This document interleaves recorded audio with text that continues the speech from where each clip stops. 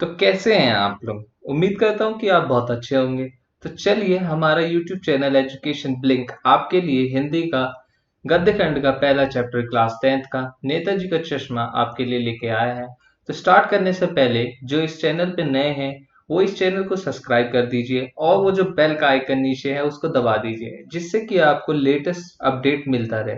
तो चलिए शुरू करते हैं नेताजी का चश्मा। तो चैप्टर शुरू करने से पहले हम लेखक परिचय पढ़ लेते हैं। इस कहानी के लेखक है स्वयं प्रकाश। स्वयं प्रकाश का जन्म सन 1947 में इंदौर में हुआ था। वह मैकेनिकल इंजीनियरिंग की पढ़ाई करते थे। वहाँ जहाँ नौकरी करते थे वह स्थान राजस्थान था। स्वयं प्रकाश के 13 कहानी संग्रह प्रकाशित हुए थे। सूरज कब निकलेगा, आएंगे अच्छे दिन भी, आदमी जात का आदमी उल्लेखनीय है, ये बहुत ही फेमस हुए थे। तो चलिए शुरू करते हैं। तो शुरू करने से पहले आप जरा नेताजी की एक तस्वीर अपने मन में सोचिए। तो आपको क्या दिखाई देगा? नेताजी का मुंह, उनका चश्मा, उनकी टोपी, उनका कोट, यही सब दिखाई देगा। तो आज हम उनके चश्मे के बारे में पढ़ेंगे। नेताजी आप तो जानते ही होंगे किसको कहते हैं, सुभाष चंद्र बोस को। नेताजी नेताजी ने आजाद हिंद फौज की स्थापना की थी। उन्होंने उन्होंने हमारे देश को आजाद कराने में बहुत ही बड़ी भूमिका निभाई थी। जब उनको हम देखते हैं तो हमें खाली दो ही नारे याद आते हैं, तुम मुझे खून दो मैं तुम्हें आजादी दूंगा, दिल्ली चलो, यही सब नारे याद आते हैं हमको। तो इस कहानी के बारे में हम देखते हैं। इस कहानी में एक कस्बा है। कस्बा किसे कहते हैं? कस्बा होता है गांव से बड़ा और शहर से छोटा। एक ऐसी जगह जो कि गांव से बड़ी हो और शहर से छोटी हो। तो इस कस्बे में क्या क्या है वो देख लेते हैं। कुछ पक्के मकान, लड़कों का स्कूल, एक लड़कियों का स्कूल है, एक बाजार है, छोटा सा एक कारखाना है, ओपन एयर सिनेमा है और म्युनिसिपल कॉरपोरेशन है, नगर पालिका। नगर पालिका ने कुछ कुछ काम किए हैं उस जगह पे। एक टॉयलेट बनवाया है, वह कभी कभार कवि सम्मेलन कराते हैं। और वहां पर एक चौराहे पर मूर्ति, संगमरमर की मूर्ति है नेताजी की, जिसपे चश्मा नहीं है असली। तो चलिए, इस कहानी में तीन पात्र हैं, हालदार साहब, पान वाला और कैप्टन चश्मे वाला। हालदार साहब एक अच्छी खासी नौकरी करते थे। वह एक ऑफिसर मान लीजिए या कुछ मान लीजिए कंपनी में काम करते थे, जो कि गाड़ी में आया जाया करते थे और हर 15 दिन में उन्हें उस कस्बे से गुजरना पड़ता था। कैप्टन चश्मे वाला एक बेहद ही मरियल बूढ़ा इंसान था, जो कि चश्मे की फेरी लगाता था। और पान वाले की एक छोटी सी दुकान थी जो कि साइड में थी चौराहे के, और वह पान बेचता था। तो चलिए, इस कहानी से पहले देख लेते हैं, इसमें ना लेखक कुछ हमें संदेश भी देना चाहते हैं चश्मे वाले के माध्यम से। उन्होंने बताया है कि कैसे हम बिना जंग के भी देशभक्ति कर सकते हैं, जैसे कि कैप्टन चश्मे वाले ने इस कहानी में किया है। तो शुरू करते हैं। जब पहले दिन जो हवलदार साहब है वह चौराहे पर आए तो उन्होंने मूर्ति को देखा। और वह उन्होंने सोचा कि वाह क्या आइडिया है, मूर्ति तो संगमरमर की है लेकिन चश्मा तो असली पहना रखा है, चश्मा रियल है। तो उन्होंने वहां पर पान खाया और बिना कुछ बोले वहां से चले गए। उन्होंने पूरा दिन यही सोचता रहा कि वहां पर असली चश्मा क्यों था, संगमरमर का क्यों नहीं था। तो उन्होंने बाद में एक देखा कि उनको लगा कि तीन कारण हो सकते हैं। पहला कारण, देश के अच्छे मूर्तिकार की जानकारी नहीं रही होगी जिसने भी इसे बनाया है। दूसरा कारण, मूर्ति बनाने का खर्चा उनके पास ज्यादा नहीं होगा, जिसके कारण उन्होंने चश्मा बनाना चश्मा नहीं बनाया। तीसरा कारण, वोट की अवधि समाप्त हो रही होगी तो लोगों को दिखाने के लिए लगवा एक मूर्ति लगवाया होगा।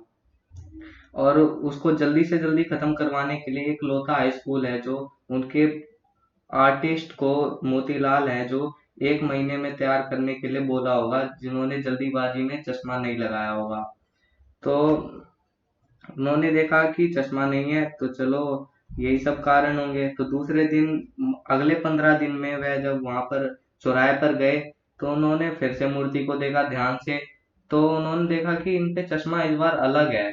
तो फिर वह पान वाले के पास गए, पान खाया और पूछ ही दिया कि भैया, ये तुम्हारे नेताजी का चश्मा असली क्यों है? तो उन्होंने बोला कि साहब कैप्टन बनाना भूल गया। तो उसने बोला कि कैप्टन वो मास्टर बनाना भूल गया, सॉरी। तो उसने बोला कि मास्टर बनाना भूल गया। तो बोला कि हाँ साहब। तो उसने बोला कि ओहो चलो ठीक है। तो वह उन्होंने पान खाया और गाड़ी में बैठकर चले गए। फिर उन्होंने सोचा कि चलो मेरा शक सही था कि मास्टर बनाना भूल गया है इस चश्मे को। तो वह अगले दिन फिर 15 दिन बाद वह वापिस आए। तो उसने देखा कि इस बार भी चौकोर चश्मे वाला आकार था चश्मे का। तो उसने फिर पान खाया उधर और मूर्ति को देखते रहे। फिर उन्होंने फिर एक बार फिर ही पूछ लिया पान वाले से कि भैया इस बार बार बार ये तुम्हारे नेताजी का चश्मा बदलता कौन है। तो उसने बोला कि साहब वो कैप्टन बदलता है। तो उसने हंसी मजाक में बोल दिया था जो कि उसे अच्छा नहीं लगा। तो उन्होंने फिर पूछा हवलदार साहब ने पान वाले से कि कैप्टन कौन है, ये क्या वह नेताजी का साथी था या फिर आजाद हिंद फौज में कोई फौजी था। तो उसने बोला साहब कैप्टन क्या जाएगा फौज में, वह लंगड़ा है लंगड़ा। तो वह वहां से मायूस होकर चले गए। फिर अगले 15 दिन बाद वह जब आए तो उन्होंने देखा कि फिर से बदलाव है इसमें। तो उसने बोला कि कैप्टन चश्मे वाला बार बार चेंज क्यों करता है। तो उसने ये सवाल पान वाले से पूछा। तो उसने बोला कि साहब मैं क्या बताऊं, आप उसी से पूछ लो, वो आ रहा है वहां पर। तो वह हवलदार साहब गए उसकी तरफ। तो उसने क्या देखा, उसने देखा कि एक कैप्टन जो है वह एक बेहद ही बूढ़ा लंगड़ा इंसान है, जो कि जिसकी एक खुद की दुकान भी नहीं है चश्मे की। वह तो फेरी लगाता है और बेहद ही मरियल सा है और अपने एक दीवार के सहारे अपनी फेरी को टिका रहा था। तो उसने वह समय अच्छा नहीं समझा सवाल पूछने के लिए और वह मायूस होकर वहां से चले गए गाड़ी के पास। तो उसने वापस देखा, वापिस आए वो 15 दिन बाद। तो उन्हें पान वाले से फिर सवाल पूछा। पान वाले का एक चरित्र ऐसा था कि वह बार बार पान खाता रहता था। तो उसने बोला कि जब भी वह बात करता था किसी से तो पहले पान की पीक थूकता था फिर बात करता था। तो उसने फिर देखा कि ये बदलाव है। फिर बोलता है कि कैप्टन चश्मे वाला बार बार क्यों बदलता है, आपको कोई आइडिया है। तो बोलता है कि नहीं साहब ये बदलता रहता है। जब भी किसी चश्मे खरीदार को ये वाला चश्मा चाहिए होता है तो वह नेताजी से माफी मांगते हुए उस चश्मे को उतार के खरीदार को दे देता है और फिर नया चश्मा नेताजी को लगा देता है। ऐसा ही ये सिलसिला रोज का चलता रहा। वह हर 15 दिन में आता था और वह देखता था कि चश्मा बदला हुआ है। वह पान खाता था, उधर मूर्ति को देखता था, फिर चले जाता था। हर रोज ऐसा ही होने लगा। फिर जब एक बार वह फिर से आया तो उसने देखा कि इस बार नेताजी की चश्मा पर कोई भी चश्मा नेताजी की मूर्ति पर कोई भी चश्मा नहीं था। तो उसने हैरान होकर हुए भागा भागा गया पान वाले की दुकान पे, बोला कि आज कैप्टन चश्मा लगाना भूल गया क्या। तो पान वाले से उसने पूछा तो उसने बोला नहीं साहब कैप्टन मर गया है। तो फिर उसने वहां पर और कुछ सवाल नहीं पूछा और वह चुपचाप अपनी गाड़ी में बैठकर चले गया। फिर बाद जब 15 दिन बाद उसकी बारी आई कि उस कस्बे से गुजरना है तो वह समझ गया था कि वहां पर मूर्ति तो होगी लेकिन चश्मा नहीं होगा नेताजी की चश्मे पर, क्योंकि मास्टर बनाना भूल गया और नेता वो और कैप्टन मर चुका है। इसलिए वह मायूस हो गए ये सोचते हुए और उसने ड्राइवर को बोल दिया ड्राइवर तुम इस चौराहे पर मत रुकना, आज ऑफिस में बहुत काम है, मैं यहाँ पर नहीं रुकना चाहता, अगर टाइम हुआ तो आगे कहीं पान खा लेंगे। तो उसके ड्राइवर ने बोला ठीक है साहब। तो उसकी आंखें इतनी आदी हो गई थी उस जगह को देखने की कि जैसे ही वह जगह आई उसने उसकी निगाहें सीधा मूर्ति पर गई। उसने ड्राइवर को तेजी से बोला गाड़ी रोको गाड़ी रोको। स्किट खाते हुए गाड़ी रुकी और उसने गेट खोल के सीधा वह मूर्ति की तरफ भागा। तो उसने क्या देखा कि मूर्ति पर एक सरकंडे का चश्मा है जो कि साफ साफ दिख रहा था कि किसी बच्चे ने ही बनाया है इस चश्मे को। तो उसने देखा कि उसको लगा कि वाह इस कैप्टन अपना असली काम करके जा चुका है। उसने कैप्टन का असली काम होता है किसी चीज का नेतृत्व करना। उसने आके छोटे बच्चों का नेतृत्व किया है। उन्होंने सभी के अंदर ये देशभक्ति की भावना मिटी नहीं है, अभी सबके बच्चों के अंदर देशभक्ति की भावना है और अभी हमारा भविष्य सुरक्षित है। वह देखते हुए वह वहां से चले गया और यही कहानी यहाँ पर समाप्त होती है। तो आपको समझ आ ही गया होगा। तो अब हम क्वेश्चन आंसर देखेंगे जो कि सिलेक्टेड हैं और यही क्वेश्चन आंसर हमेशा आते हैं इस पेपरों में। कभी भी पेपर होंगे तो यही आएंगे और इसमें से 6 नंबर के कोई क्वेश्चन आते हैं। तो पहला क्वेश्चन है सेनानी ना होते हुए भी चश्मे वाले को लोग कैप्टन क्यों कहते थे। ये वाला बहुत ही इंपॉर्टेंट क्वेश्चन है। तो इसका पहला पार्ट है उसमें देशभक्ति की भावना कूट कूट कर भरी हुई थी। वह देशभक्त था और देशभक्ति की भावना उसमें कूट कूट कर भरी हुई थी। दूसरा पॉइंट है कैप्टन का मतलब होता है नेतृत्व करना और उसने वहां के बच्चों का नेतृत्व किया था।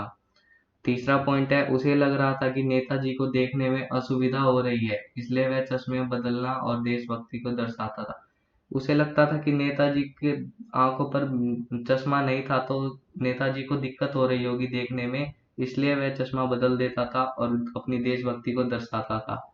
चौथा पॉइंट है, वह एक मरियल, लंगड़ा व कमजोर व्यक्ति था, इसलिए लोग उन्हें उसका मजाक उड़ाने के लिए उसे कैप्टन कहते थे।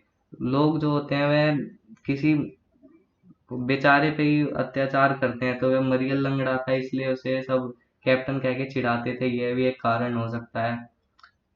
तो दूसरा प्रश्न है कि हालदार साहब ने ड्राइवर को पहले चौराहे पर गाड़ी रोकने के लिए मना किया था, लेकिन बाद में तुरंत रोकने को कहा। इसका पहला पार्ट देखिए, हालदार साहब पहले मायूस क्यों हो गए थे? उत्तर है इसका, हालदार साहब पहले इसलिए मायूस हो गए थे क्योंकि वे सोच रहे थे चौराहे पर सुभाष चंद्र बोस की प्रतिमा तो होगी, पर उनकी आंखों पे चश्मा नहीं होगा, क्योंकि मास्टर चश्मा बनाना भूल गया और कैप्टन मर गया। तो इसमें ये कहता है कि हवलदार साहब को पहले लगा कि अब वो मूर्ति को देखने का कोई फायदा नहीं है, वे मायूस हो जाएंगे, उनके आंसू आंखों से आंसू आने लगेंगे कि सुभाष चंद्र बोस की आंखों पर चश्मा नहीं है, तो क्योंकि मास्टर बनाना भूल गया है और चश्मे वाला मर चुका है, इसलिए वे मायूस हो गए थे। इसका दूसरा पार्ट है, मूर्ति पर सरकंडे का चश्मा क्या उम्मीद जगाता है? मूर्ति पर सरकंडे का चश्मा यह उम्मीद जगाता है कि अभी लोगों के अंदर देशभक्ति की भावना मरी नहीं है, बच्चों के अंदर देशभक्ति की भावना है, अतः देश का भविष्य सुरक्षित है। इसका आंसर देखिए, मूर्ति पर सरकंडे का चश्मा यह उम्मीद जगाता है कि जो लोग हैं उनका सभी के अंदर ये देशभक्ति की भावना मिटी नहीं है, कैप्टन वाले पान वाले जैसों के अंदर मिट चुकी होगी, लेकिन यहाँ के जो भविष्य है, जो बच्चे हैं, उनके अंदर अभी भी जीवित है ये। इसका तीसरा पॉइंट क्वेश्चन है, हालदार साहब इतनी सी बात पर भावुक क्यों हो उठे? जब उन्होंने नेताजी की प्रतिमा की आंखों पर चश्मा लगा देखा, तो हालदार साहब के मन की निराशा की भावना अचानक आशा के रूप में परिवर्तित हो गई और उनके हृदय की प्रसन्नता आंखों से आंसू बनकर आए। उन्हें यह विश्वास हो गया था कि देशभक्ति की भावना भावी पीढ़ी में मन में पूरी तरह भरी हुई थी। तो यही इसका आंसर है। तीसरा प्रश्न, आशय स्पष्ट कीजिए। बार बार सोचते क्या होगा इस कौम का, जो अपने देश की खातिर घर गृहस्थी जवानी जिंदगी सब कुछ को छोड़ देते हैं और उन्हीं पर लोग हंसते हैं। तो इसका आंसर है,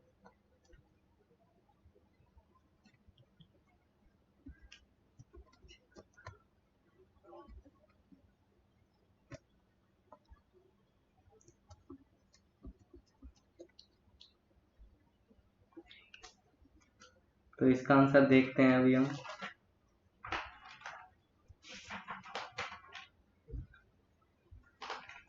इसका आंसर है कि आज हमारे देश में देशभक्तों का मजाक उड़ाया जाता है। हालदार साहब बार बार सोचते रहे कि उस कौम का क्या होगा जो उन लोगों की हंसी उड़ाती है, जो देश के लिए घर गृहस्थी जवानी सब कुछ छोड़ देते हैं। जो फौजी होते हैं वे देश के लिए सब कुछ छोड़ देते हैं, स्वतंत्रता सेनानी भी सब छोड़ दे घर गृहस्थी छोड़ देते हैं, और लोग इन्हीं पर हंसी मजाक करते हैं, उनका मजाक उड़ाते हैं, इसलिए क्या वो इसलिए हालदार साहब ये मानते थे। इसका अंतिम क्वेश्चन है, वह बहुत ही इम्पोर्टेंट है। पान वाले का एक रेखाचित्र प्रस्तुत कीजिए। पान वाला कैसा था? पान वाला अपनी पान की दुकान पर बैठा रहता था, ग्राहकों को पान के अलावा उसे कुछ ना कुछ बातें करता रहता था। वह हंसमुख इंसान था। वह स्वभाव से खुशमिजाज, काला मोटा व्यक्ति था। उसकी तोंद निकली हुई थी, उसकी बत्ती सी थी लाल काली, जो कि पान खाने की वजह से हो गई थी। जब भी वह हंसता तो उसकी तोंद थिरकती। वह बात करने से पहले पान की पीक को थूकता। इस क्वेश्चन को पक्का करके जाइएगा, क्योंकि ये बहुत ही बार इस पेपर में आया और हमेशा आता रहता है। ये बहुत ज्यादा इम्पोर्टेंट है। तो चलिए, उम्मीद करता हूँ कि आपने इस चैप्टर को अच्छे से समझा होगा और इसके कुछ इंपॉर्टेंट क्वेश्चन भी समझे होंगे। जैसे कि आपको बताया गया कि पान वाले का रेखा चरित्र बहुत इंपॉर्टेंट है और इसका आना लगभग लगभग तय होता है। तो ये एक बहुत इंपॉर्टेंट क्वेश्चन है, आप इसको 100% तैयार कर लीजिएगा। तो चलिए, इसी से हम आपसे अलविदा लेते हैं। और आप अगले वीडियो के लिए इंतजार करते रहिए, जो कि आपका एसएसटी का वीडियो होगा। और इस एसएसटी का वीडियो होगा। तो चलिए, आपसे बहुत बहुत शुक्रिया कहते हैं। और अगर आप इस चैनल को सब्सक्राइब करना भूल गए हैं तो इस चैनल को सब्सक्राइब कर दीजिए, और इस वीडियो को अगर अच्छी लगी हो तो लाइक कर दीजिए, शेयर कर दीजिए, कमेंट कर दीजिए। और कमेंट करके बताइए कि आपको कौन सा चैप्टर पहले पढ़ना है, जिससे कि हम आपकी सुविधा के लिए उस चैप्टर की वीडियो पहले बना सके जो कि आपको जिसमें मुश्किल हो रही है। तो चलिए, इसी से हम आपके लिए अलविदा लेते हैं, और इस चैनल को सब्सक्राइब करना ना भूलिएगा और बेल आइकन दबाना ना भूलिएगा। तो चलिए, ठीक है। टाटा, सी यू, सायनारा।